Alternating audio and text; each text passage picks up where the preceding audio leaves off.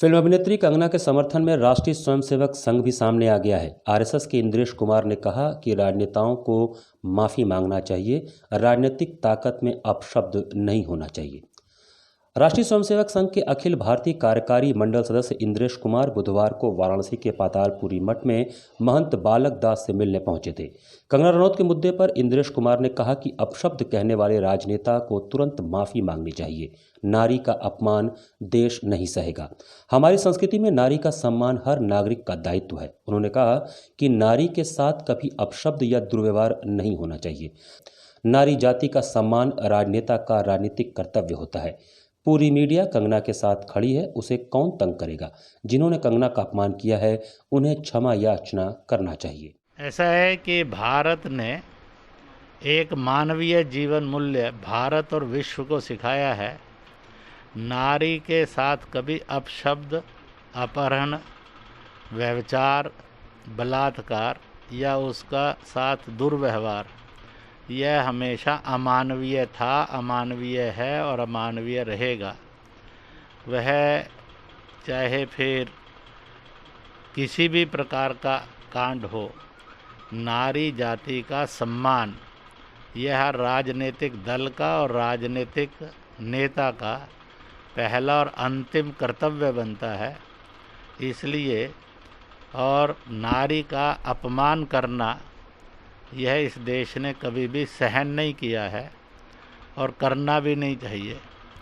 इसलिए इस नज़रिए से देखेंगे तो ध्यान में आएगा कि नेताओं ने नारी के प्रति प्रशासनिक और राजनीतिक जो दुर्व्यवहार किया, they should feel sorry for that. लेकिन सर अभी तो उनके दफ्तर को भी तोड़ दिया गया। बीएमसी वहाँ पे तोड़फोड़ कर रही है, बुलडोजर चला रही है उनके दफ्तर पे। कंगना रनौत के कंगना ने दोबारा उसको पीयूके बोला है, दोबारा ट्वीट करके। ऐसा है कि पूरा मीडिया कंगना के साथ खड़ा है तो उसको कौन तंग करेगा। आरएसएस आप लोग आरएसएस तंग करेगा। आरएसएस आप लोग साथ में खड़े हैं सब लोग। इसलिए पूरा देश, मैंने पहले बता दिया है, नारी का अपमान ना कभी सहा गया है ना कभी सहा जाता है। जिन्होंने किया है मुझे लगता है कि उनकी भी बहू बेटियों से पूछोगे तो वो भी इसके लिए तैयार नहीं होंगी कि नारी का अपमान करना चाहिए।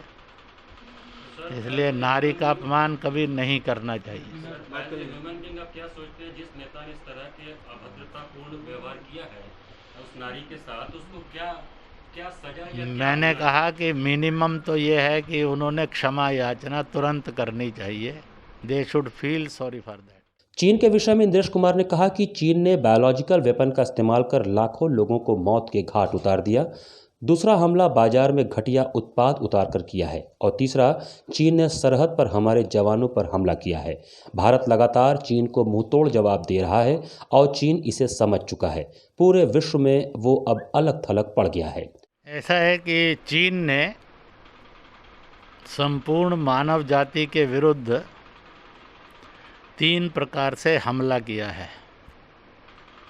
कोविड-19 ये वायरस नहीं है, ये बायोलॉजिकल वेपन है जिसके द्वारा उन्होंने मानव जाति के करोड़ों लोगों में संक्रमण किया, लाखों को मौत के घाट उतार दिया है। और चीन इतना अमानवीय है कि आज तक उसने इस दानवीय काम के लिए क्षमा याचना भी नहीं मांगी। इसी के साथ साथ दूसरा हमला उसने अपनी सस्ती, खूबसूरत परंतु घटिया मार्केट दुनिया में बनाकर लगभग भारत के भी करोड़ों परिवार और विश्व के भी देशों के करोड़ों करोड़ परिवारों को बेरोजगारी के गर्त में फेंक दिया है। और तीसरा हमला उसने हिमालय में सैनिक रूप में किया है। एक बात सच जो मीडिया बता भी रहा है और बताना चाहिए पूरी ताकत से, चीन की सीमा चीनी दीवार है, बाकी सब उसका विस्तारवाद और कब्जा है।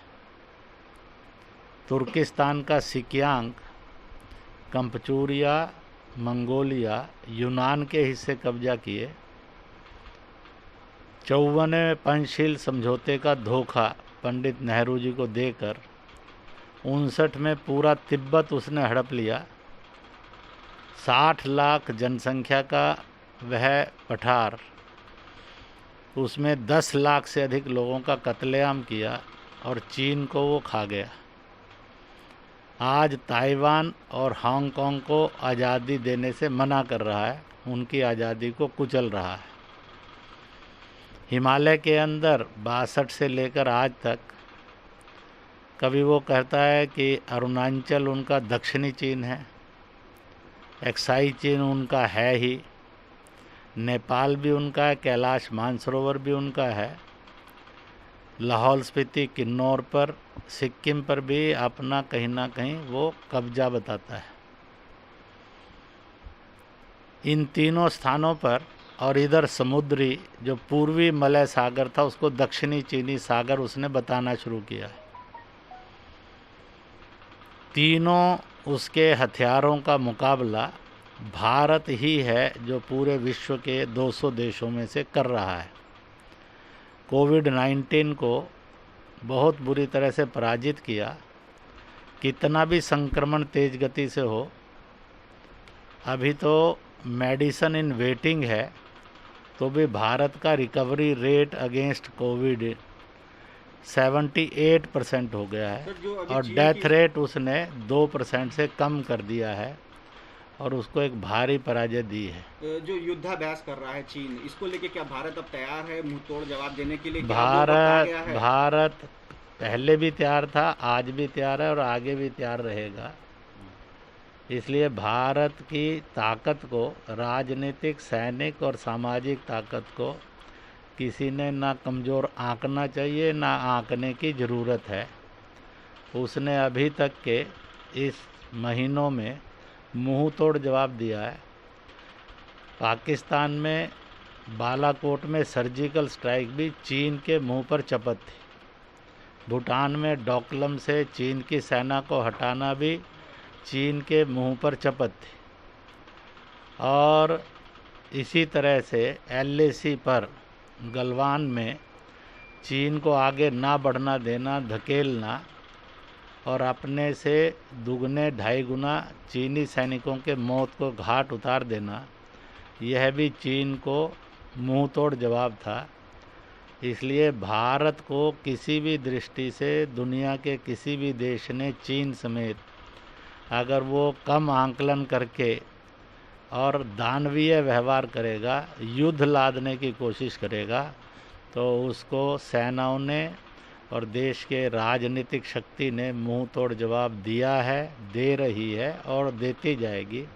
परंतु ये सुनिश्चित है, हर इंच की रक्षा भारत का कर्तव्य था, है। कहते हैं माँ और मातृभूमि यानी संस्कृति और मातृभूमि, इनसे सौदे समझौते नहीं किए जाते, इनके लिए संघर्ष और बलिदान दिए जाते हैं।